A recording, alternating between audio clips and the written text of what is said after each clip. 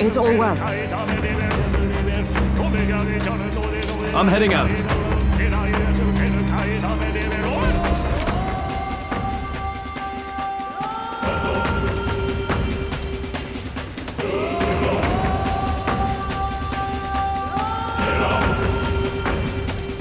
Such a countenance! So you truly are the Prince Reborn.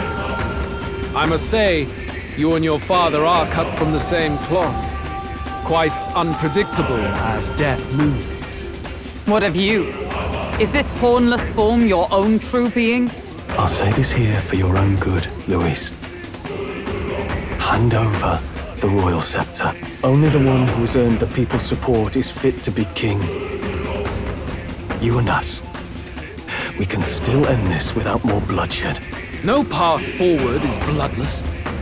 The king may have avoided it, but the people will only shed his shed. That has been this country's crime for too long. Those in power exact the price of their greed from the people, then preach that such pain is a natural trial to be overcome. The indolent powers of this land have poisoned it with their lies. There is no cure but destruction. Who's the real charlatan here? You turn people into monsters and convince them it's salvation. Even Sorba, your most loyal vassal, you twisted into a monster. You promise protection to your devoted, yet always fall short of the mark. I have never lied. I swear upon my name, it is one of the greatest trespasses I can imagine. Have you never wondered why the king's magic is so strong before us? Or why the royal scepter can only be used by those who bear the public's favor? One royal hand clutching one bejeweled rod does not alone accomplish such wonders of magic. But what if it drew Magla not from its wielder, but from the masses? That is the truth. The royal scepter is a divine relic that absorbs Magla from people across the kingdom. And thus, the royal magic's power is near inexhaustible. Such has been the royal family's tradition for centuries, generations upon generations. Do you know what this means?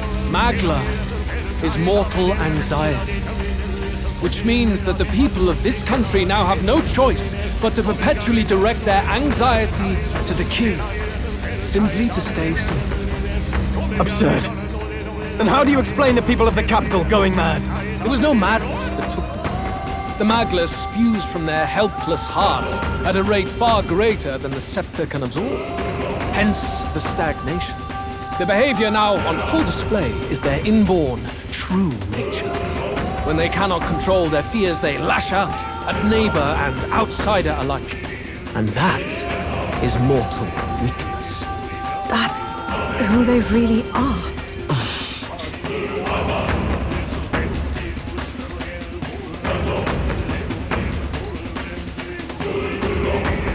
In a world like this, order built on mutual understanding is but a dream within a dream.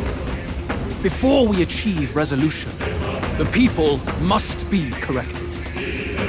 On the day the late king's magic fades, I will shape the royal magic anew. All the Magla gathered over these months of turmoil will be restored to the people. Those who can overcome it will be reborn as new humans. Thus, we achieve our first round of natural selection. Our first step towards a world truly fair and just. Natural selection? New humans? What absurd delusions. Delusions? You witnessed how the prince lost his very self to my spell, and then re-emerged with powers and will burning ever brighter. You mean you would do to the people exactly what you did to him? You would use the royal magic to inflict such horrors on all the crown's subjects?